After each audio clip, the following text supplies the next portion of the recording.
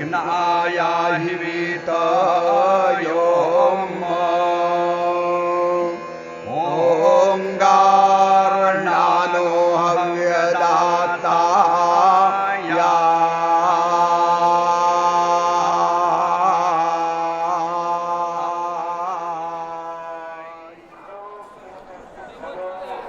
बनारस असंभव जगह है, उसकी नाप मुश्किल है। इस पार भी है और उस पार भी। आग और पानी का मुकाबला है बनारस। शोर के साथ संगीत की जुगलबंदी है। खड़ा है और भाग रहा है, नींद में है और जाग रहा है। मंत्र और गालियों में कोई होड़ है। प्यार की सबसे कोमल कहानी का नायक पहलवान है। निर्गुण के गुण राम हैं और सगुण मस्जिद में सोया है। एक बार सिकंदर लोदी बनारस आया तो उसने कबीर को बुलवा भेजा। कबीर साहब भी एक थे, खूब सज धज के बादशाह से मिलने चले। उनके साथ उनकी देखा देखी बहुत से लोग हो लिए और पहुंचने में देर हो गई। बादशाह को गुस्सा आ गया। उसने वजह पूछी देर की, लेकिन कबीर ने जो जवाब दिया वो दरअसल बनारस का जवाब है। उन्होंने बादशाह से कहा, हुजूर मैं चला तो समय से था, लेकिन रास्ते में एक चींटी मिल गई। वो 9 मन काजल लगाए हुए थी। उसके एक कंधे पर ऊंट था और दूसरे कंधे पर हाथी। कुछ बादशाह समझदार होते हैं। सिकंदर लोदी भी था। वो समझ गया कि कबीर की आवाज़ में कोई व्यक्ति, कोई कवि नहीं, एक टेढ़ी और अपनी जिद पर अड़ी हुई सभ्यता बोल रही थी। मृत्यु, जीवन का अंत, शोक का सबसे गाढ़ा मौका। बनारस ने इस क्षण का सामना उत्सव से किया, मरण को मंगल में बदलकर। वो श्लोक याद कीजिए, मरणम मंगलम यत्र विभूतिश्च विभूषणम। इतने अनुष्ठान, इतनी व्यस्तता, इतना व्यय, इतने खर्चे और इतने नयनाभिराम विजुअल्स। मृत्यु के उत्सव में बनारस ने अपने डिफेंस मैकेनिज्म में इन सारी चीज़ों को शामिल कर लिया। इसे किसी भी क्षण शहर के दोनों श्मशानों मणिकर्णिका और हरिश्चंद्र पर जाकर अपनी नसों में महसूस किया जा सकता है। दोस्तों, मेरे आसपास मृत व्यक्तियों के परिजनों का वही समूह खड़ा है जो मानो अपने सारे शोक, अपनी सारी तकलीफ़ों को गंगा जी के पानी में विसर्जित कर चुका है। आप देखिए, इन चेहरों पर कोई तनाव बाकी नहीं है। आप कहाँ से आए हैं भैया? अमेठी से। अच्छा जी।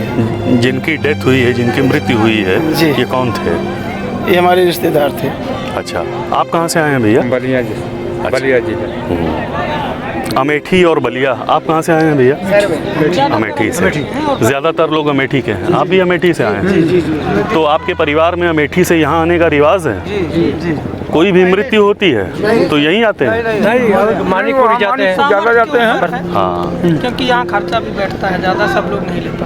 कितना खर्चा लगता है भैया यहाँ? अरे लगभग मान के लिए 25,000 रुपये बैठ गया। 30,000 जैसे अमेठी तो यहाँ पे रहने पे कम से कम 30,000 रुपये लगता है। 30,000 से आए हैं, लगभग 200 किलोमीटर के करीब है। कितने लोग आए हैं?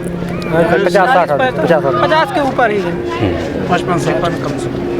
55-60 लोग बस से आए हैं। सामर्थ्यवान हैं, इसलिए बनारस में अंतिम संस्कार करने की आकांक्षा को संभव बना पा रहे हैं। 30-40 हज़ार का खर्चा है। जी। तो मोक्ष पाना भी बड़ा व्यय साध्य है दोस्तों, बहुत महंगा। आप सब लोगों का बहुत बहुत शुक्रिया। बनारस की पहचान के सारे बिंब भटके हुए देवता हैं। वे अपने मंदिरों से बाहर निकलकर भक्तों की अंतहीन कतार में खड़े हैं। समय नाव में बैठा है और साधु का लंगोट आसमान में पतंग की तरह लहरा रहा है। साल भर राधे राधे कहने वाले पुष्टि मार्गी गुजराती रामलीला में राम, लक्ष्मण और सीता के स्वरूपों का श्रृंगार कर रहे हैं। मैकडोनल्ड की स्मार्ट इमारत के सामने ठेठ कचौड़ी सब्जी का फिदायीन ठेला लगा हुआ है। प्रेमचंद को शहर की बात नहीं आती, प्रसाद को गांव का पता नहीं मालूम, छन्नूलाल मिश्र ध्रुपद नहीं जानते, काशीनाथ सिंह का कविता से कोई लेना लादना नहीं है। ये सब बातें अलग अलग अपने आप में भी एक बनारस हैं।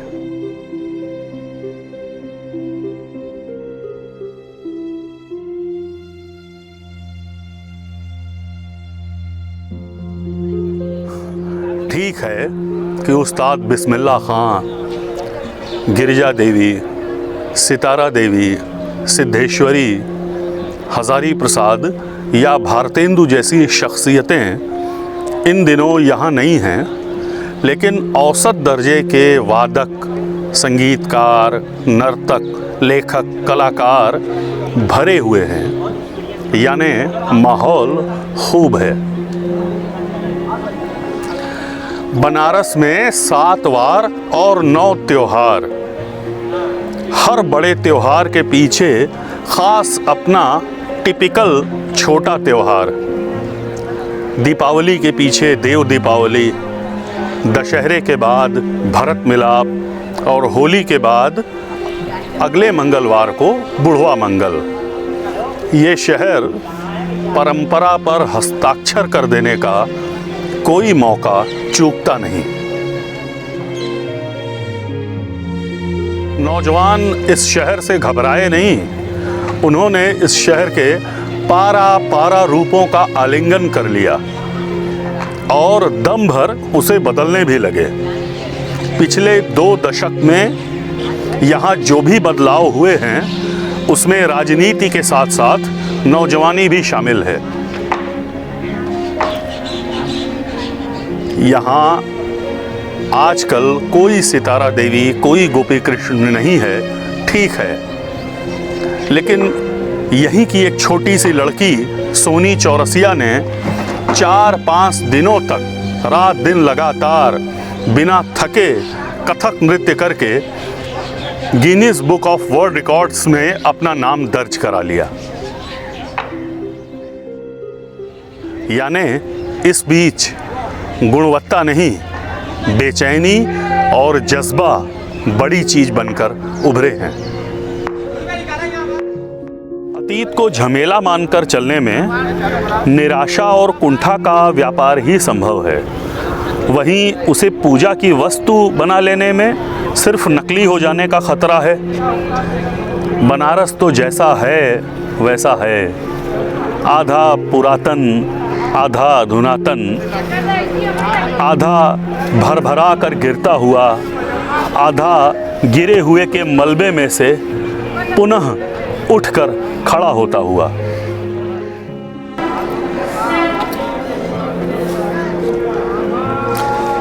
किस ओर रहना है ये हमारे ऊपर है। आंकड़े बताते हैं कि बनारस भारत की सबसे घनी आबादी वाले शहरों में से है। रोज़ाना बहुत बड़ी तादाद में पर्यटक और आसपास के ज़िलों से लोग यहाँ आते हैं। वे जितनी देर तक यहाँ रुकेंगे उतना ही फ़ायदा व्यापार को होगा। 2.5 दशक पहले शुरू हुई संसार प्रसिद्ध गंगा आरती की लोकप्रियता के पीछे टूरिस्ट को कुछ देर और रोक लेने का यही फलसफा काम कर रहा है। बनारस के लोग आरती की अलौकिकता और दिव्यता का गुणगान इसलिए भी करते हैं। वो अगर धर्म की चीज़ है तो उसकी खोज का श्रेय वाणिज्य को जाता है।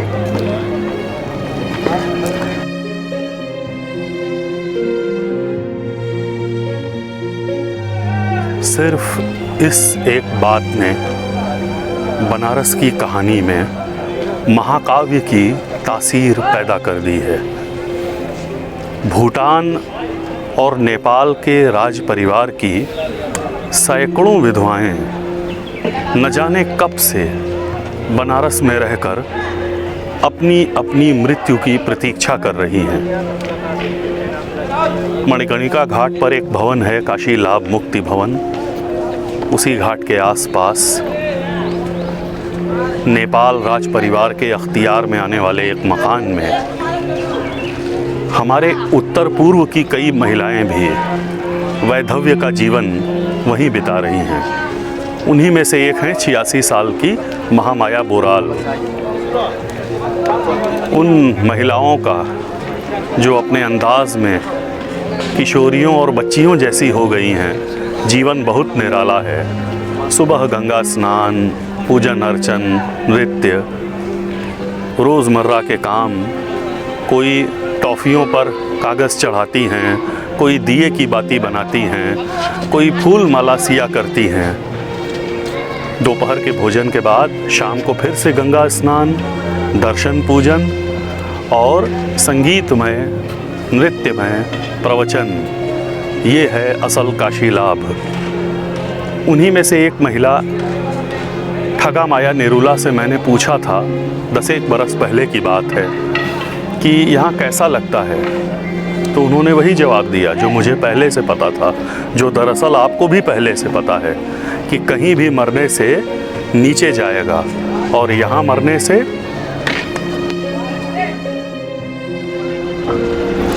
बीते 2 दशकों में बनारस की शक्ल तेजी से बदली है। घाटों का होटलीकरण हुआ है और नगर की स्काईलाइन खतरे में आ गई। आबादी बढ़ी है, भीड़ बढ़ी है, कोमल आवाज़ें अनसुनी रह गई हैं। मामूली चीज़ों पर ध्यान कम गया है, त्याग कम हुआ है, लालच बढ़ा है। महान पांडुलिपियाँ और दुर्लभ हस्तलिखित ग्रंथ एक दूसरे से रगड़ खाकर टूट गए हैं, लेकिन यहाँ अंत नहीं है। मेले में भीड़ कम हुई है, लेकिन उतनी भी कम नहीं हुई है, बल्कि नए उत्सव आ गए हैं। पुराना खाना पीना एक ज़रूरत तक बचा हुआ है और नया स्वाद हमारी रगों में दाखिल हो गया है।